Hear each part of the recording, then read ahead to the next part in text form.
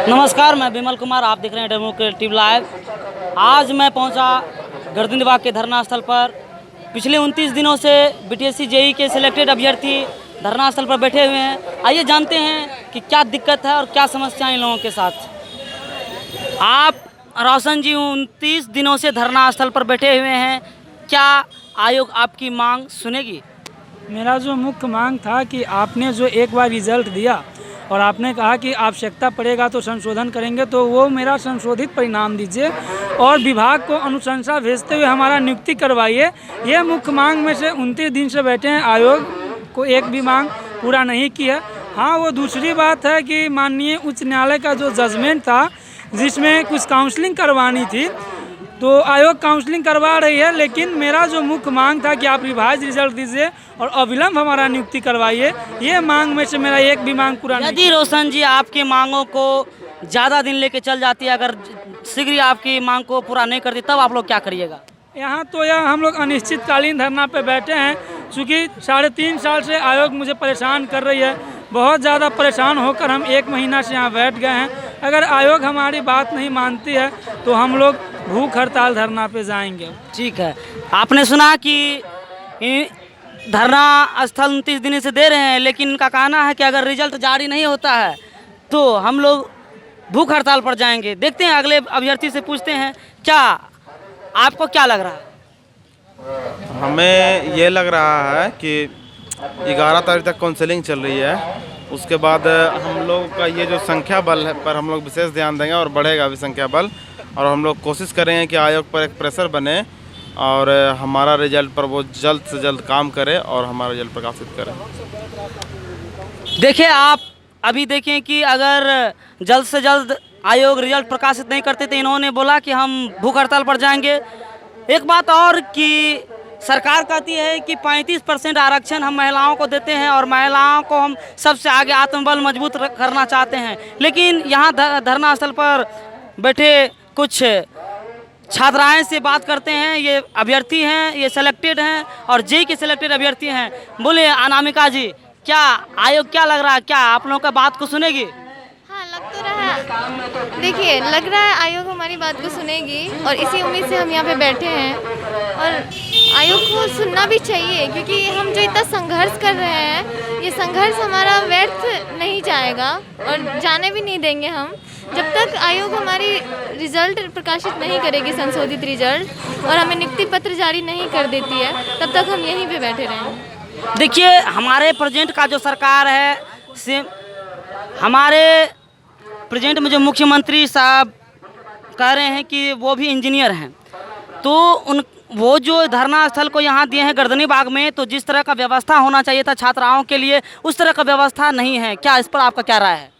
जी बिल्कुल, हम गर्ल्स को तो और ज़्यादा ही प्रॉब्लम होता है यहाँ पे, क्योंकि व्यवस्था तो धरना स्थल है तो यहाँ पे एटलीस्ट वॉशरूम का तो व्यवस्था होना ही चाहिए, क्योंकि आप पानी वगैरह पीना होता है तो आप पीते नहीं हो। इससे क्या होता है कि आपके हेल्थ पे असर पड़ता है और हम बीमार पड़ रहे हैं यहाँ पे। क्या कहिएगा, मौसम करवट ले चुकी है और आप लोग 29 दिनों से धरना स्थल पर बैठे हैं, क्या आयोग आपकी बात को सुनेगी? सर क्या करें, आयोग सुने इसी लालसा में तो हम बैठे हुए हैं। धूप बारिश सब कुछ बर्दाश्त कर रहे हैं, इतनी ज़्यादा बारिश भी हो रही थी पिछले दिनों और अब कड़ाके की धूप भी हो रही है, लेकिन फिर भी हम यहाँ बैठे हुए हैं इस उम्मीद से कि आयोग ये सुने, हमारी बात सुने, सरकार का ध्यान जाए कि जिन बेटियों के उत्थान के लिए इतने वादे करती है, इतना बोलती भी है हर मंच पे कि हम 35% आरक्षण दिए हैं महिलाओं के लिए, ये काम कर रहे हैं उत्थान के लिए, और हम उनके ही शायद उत्थान की इन बातों को सुन के हम पढ़ाई भी किए और इस आशा में कि चलो हमें नौकरी मिलेगी, और हमें लाके रोड पे बिठा दिया गया है। तो अब ये सरकार ही है और ये आयोग ही है जो हमें रोड पे लाके और मजबूर की है रोड पे बैठ। सरकार इतने वादा करते हैं कि हम महिलाओं को ये करते हैं वो करते हैं, महिलाओं को 35% आरक्षण दिए हैं, उनको जॉब देंगे, उनको आत्मबल बनाएंगे, लेकिन देखिए ना, हम तो मजबूत हो ही रहे हैं ना, मजबूत तो हो ही रहे हैं हम। देखिए, नौकरी दे रहे हैं ना हमें, रोड पे बैठे, लेकिन हाँ, जो में हमारा हक है हम अपना हक लेके रहेंगे, और सरकार आयोग और सरकार मिलके हमें मजबूत बना रही है, रोड पे बिठा रही है, कोई बात नहीं, हम लड़ेंगे और अपना हक जरूर लेंगे। निश्चित इनका कहना है कि ये लड़ेंगे और अपना हक लेंगे। अब 29 दिनों से लगातार आप धरना स्थल पर देख रहे हैं, एक बहुत ही ईमानदार और सेलेक्टेड जेई हैं ये, इनसे पूछते हैं कि क्या आपका बात आयोग सुनने के लिए तैयार है या कुछ देरी लगाएंगे? ये तो आयोग से न जाके पूछिए, हम तो बैठे हैं अपना काम के लिए, इसलिए बैठे हैं कि जल्द से जल्द हमारा रिजल्ट दे। और हम लोग का आज काम था बाढ़ से बिहार को बचाना, रोड बनाना और रीजनल पुल बनाना, लेकिन हम लोग ये कागज़ के पुल बना रहे हैं।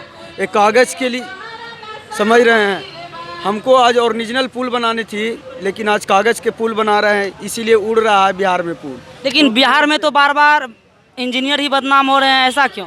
ऐसा क्यों बदनाम हो रहा है कि एक इंजीनियर 15 इंजीनियर के काम करता है तो बदनाम होगा ना। उस पे काम का बहुत प्रेशर है, कहाँ से कर पाइएगा जी। आप एक व्यक्ति हैं, आप 15 गो डिपार्टमेंट देखिएगा, 15 गो ब्लॉक देखिएगा, 2-2 गो जिला देखिएगा, 60-60 गो पंचायत देखिएगा, तो ये संभव है एक आदमी के लिए?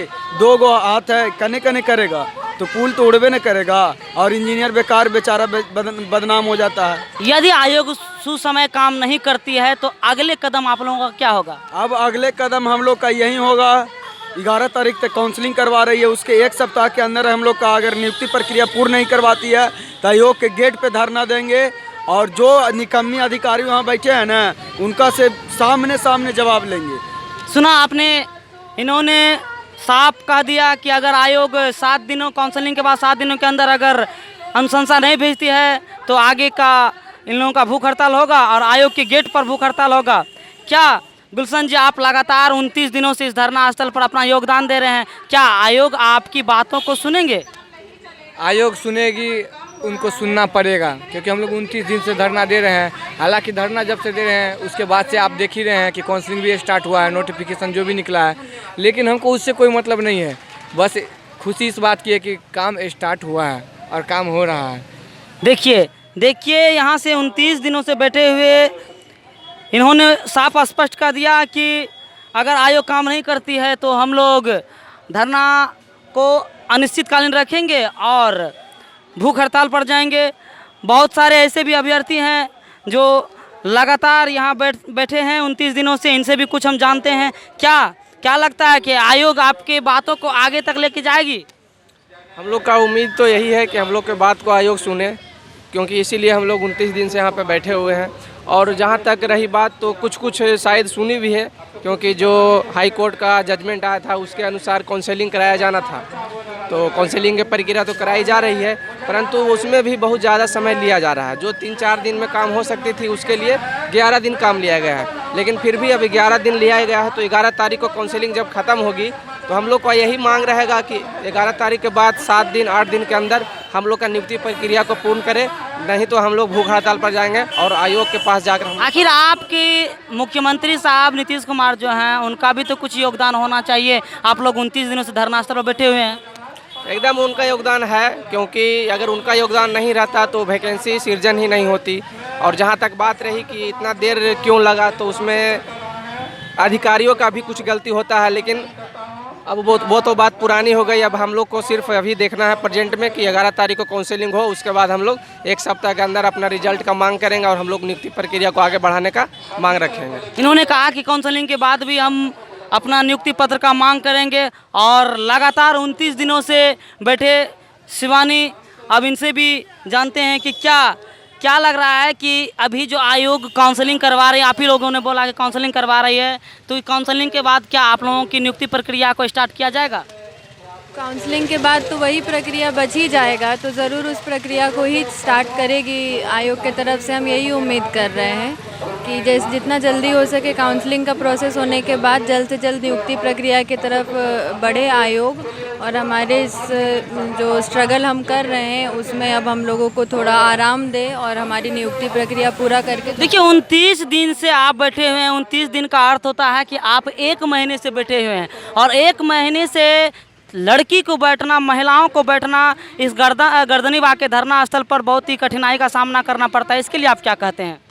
कठिनाइयों का तो बहुत सामना करना पड़ता है। मानसिक तनाव सबसे बड़ी चीज़ होती है जो महिलाएं फेस करती हैं। एक सोसाइटी में, हमारे समाज में महिलाओं को लेकर के बहुत ही ज़्यादा टिप्पणी भी किया जाता है कि रोड पे जा कर के बैठी हैं। तो अब क्या है कि अब बात हमारे इज़्ज़त पे भी आके बैठी हुई है कि अपने घर से निकल कर के महिलाएं गर्दनी बाग के रोड पे बैठी हैं। तो मैं सरकार से यही मांग करती हूँ, उम्मीद करती हूँ कि हमारे संघर्ष को देखे और जल्द से जल्द हमारे संघर्ष को ख़त्म करे, क्योंकि हम मानसिक तनाव के साथ साथ शारीरिक रूप से भी तनाव में चले जा रहे हैं। तबीयत ख़राब होने लगा है अब तो, और उसके साथ साथ जो है हम सामाजिक तनाव में भी हैं। देखिए, आपने सुना कि इन्होंने मानसिक तनाव में भी है और मौसम भी करवट ले चुके हैं। तो इसी तरह की खबरों को देखते हुए आप देख रहे हैं डेमोक्रेटिव लाइव, और आप हमारे चैनल को सब्सक्राइब कर लें और लाइक करें और कमेंट करना ना भूलें। थैंक्स।